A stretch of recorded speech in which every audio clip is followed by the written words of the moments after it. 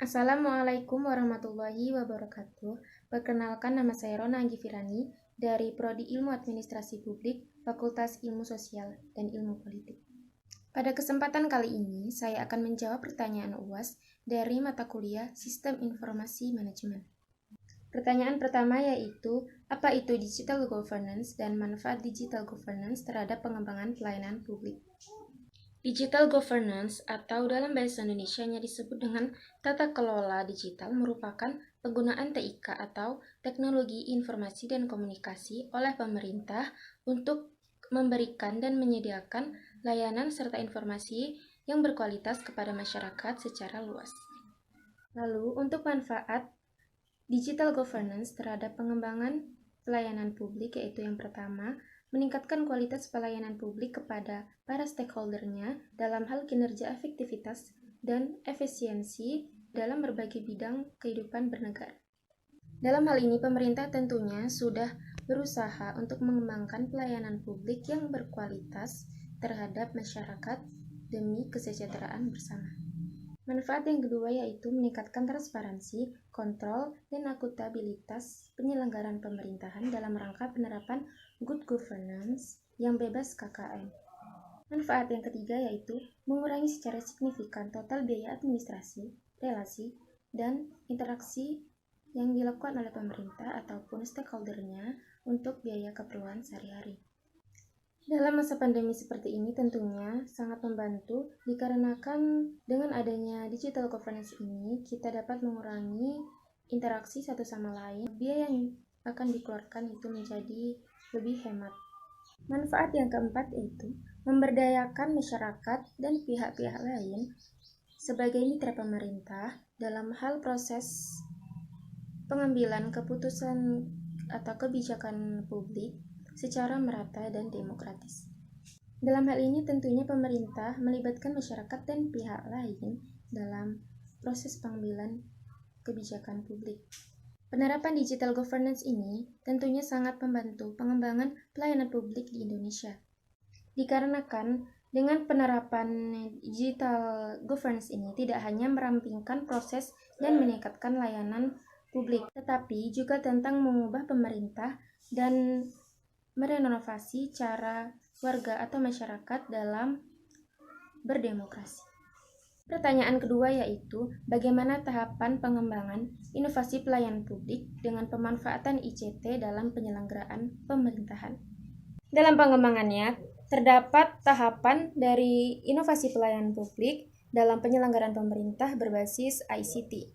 Yang pertama yaitu mempelajari inovasi dari pelayanan publik terhadap ICT tersebut.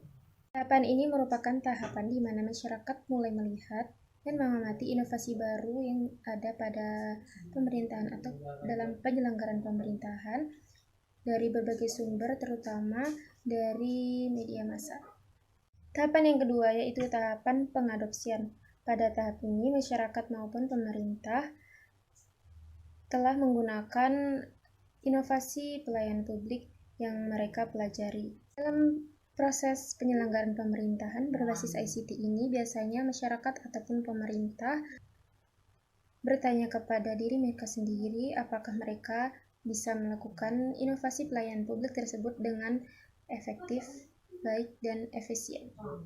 Tahapan terakhir yaitu terdapat tahapan pengembangan jaringan sosial. Pada tahap ini, difusi inovasi tidak lepas dari proses penyampaian atau proses komunikasi dari individu ke individu lain melalui hubungan sosial yang mereka miliki. Menurut saya, tahapan pengembangan inovasi pelayanan publik berbasis ICT ini berbeda dengan transfer sebuah praktik inovasi, di mana transfer sebuah praktik inovasi ini memiliki beberapa tahap. Mana tahap pertamanya yaitu mempertemukan permintaan dan persediaan antara instansi asal dan instansi penerima transfer inovasi. Untuk tahap kedua yaitu melakukan ruang lingkup, merancang metode, dan penyusun rencana kerja transfer. Tahap ketiga yaitu melakukan adaptasi inovasi ke dalam lingkungan instansi penerima. Lalu tahapan yang keempat atau tahapan yang terakhir yaitu mengevaluasi dan melaksanakan transfer inovasi tersebut. Lalu pertanyaan ketiga yaitu, apa saja jenis-jenis sistem informasi yang dapat dikembangkan dalam penyelenggaraan pemerintahan? Ini sistem informasi yang dapat dikembangkan dalam penyelenggaraan pemerintahan terdapat beberapa level. Dalam level organisasi terdapat 3 sistem informasi yang dapat dikembangkan, yaitu yang pertama, sistem departemen atau sistem informasi bagian. Sistem informasi ini merupakan sistem yang dapat dikembangkan pada area departemen. Kedua, yaitu sistem informasi perusahaan atau organisasi. Sistem ini merupakan sistem yang terpadu yang dapat digunakan oleh sejumlah departemen atau sejumlah perusahaan atau organisasi secara bersamaan. Contohnya saja yaitu sistem informasi pada perguruan tinggi. Yang ketiga yaitu sistem informasi antar organisasi. Sistem ini merupakan sistem yang menggabungkan antara dua organisasi atau lebih. Kedua yaitu pada level area fungsional. Pada level area fungsional, sistem informasi digunakan untuk memberikan informasi kepada sekelompok orang yang berada pada bagian tertentu di perusahaan. Sistem informasi yang dapat digunakan pada level ini yaitu yang pertama, sistem informasi akuntansi. Sistem informasi akuntansi merupakan sistem yang dirancang untuk mentransformasikan data keuangan menjadi sebuah informasi. Sistem informasi ini merupakan sistem yang paling tua dan yang paling banyak digunakan dalam hal bisnis. Maka dari itu, dalam penyelenggaraan pemerintah pun bisa mengembangkan sistem informasi akuntansi ini.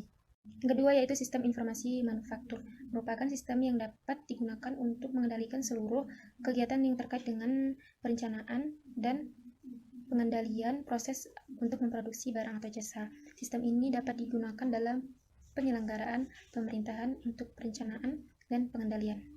Yang ketiga yaitu terdapat sistem informasi SDM atau sumber daya manusia. Sistem informasi ini merupakan sistem yang terkait dengan pengelolaan sumber daya manusia. Jadi dalam penyelenggaraan pemerintahan dapat menggunakan sistem informasi sumber daya manusia dalam pengelolaan kerja di pemerintahan.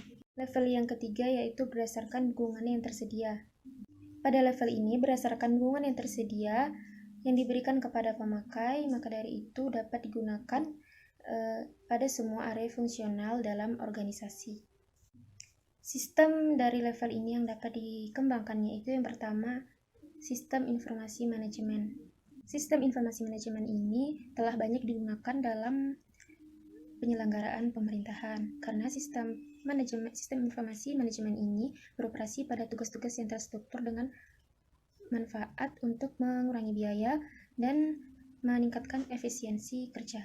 Selanjutnya itu terdapat sistem informasi pendukung keputusan. Pada sistem informasi ini, sistem berbasis komputer yang interaktif yang membantu mengambil keputusan dengan menggunakan data dan model untuk memecahkan persoalan-persoalan yang tidak terstruktur. Selanjutnya yaitu sistem informasi eksekutif. Sistem informasi eksekutif ini dapat menyediakan fasilitas yang fleksibel kepada manajer dan eksekutif dalam mengakses informasi internal dan internal untuk mengidentifikasi masalah atau mengenali peluang. Lalu level yang keempat yaitu berdasarkan aktivitas manajemen. Sistem informasi yang dapat dikembangkan dalam penyelenggaraan pemerintahan yaitu yang pertama, sistem informasi pengetahuan. Sistem ini merupakan sistem yang mendukung aktivitas pekerja berpengetahuan. Yang kedua yaitu sistem informasi operasional. Sistem ini merupakan sistem yang berurusan dengan operasi sehari-hari. Contoh dari sistem ini yaitu pencatatan jumlah kerja pegawai. Lalu level yang terakhir yaitu level berdasarkan arsitektur sistem.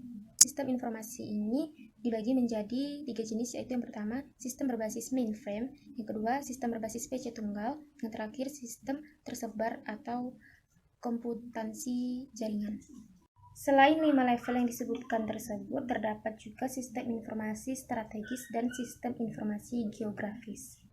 Sistem informasi strategis adalah sistem informasi yang menangani masalah-masalah strategis dalam sebuah organisasi. Jadi sistem informasi strategis ini dapat digunakan dalam penyelenggaraan pemerintahan.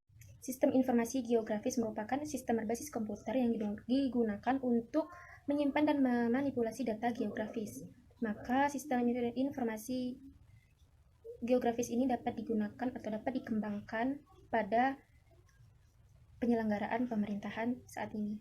Pertanyaan terakhir yaitu apa kendala dan hambatan yang mungkin terjadi dalam proses penyelenggaraan pemerintahan berbasis digital governance.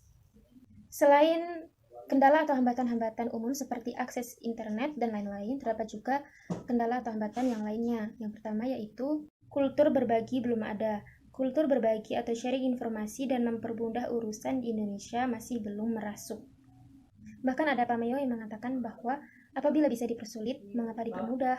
Nah, dari pameo tersebut, oknum atau masyarakat menggunakan kesempatan ini untuk mempersulit dalam meraih atau memperoleh informasi. Kendala atau hambatan yang kedua yaitu kultur mendokumentasi belum lazim.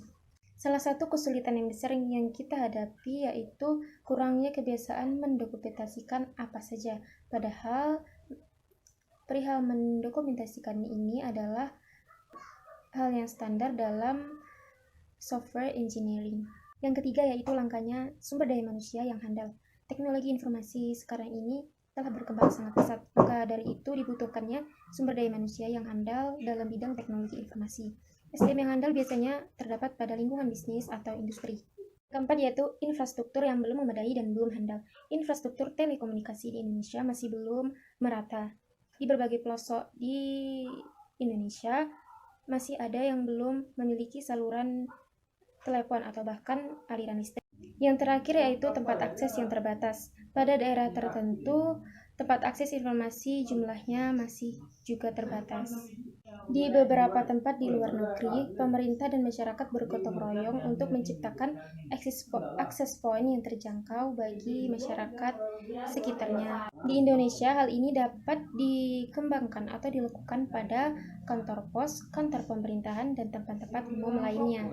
Demikian yang dapat saya sampaikan, lebih dan kurangnya saya mohon maaf. Wassalamualaikum warahmatullahi wabarakatuh.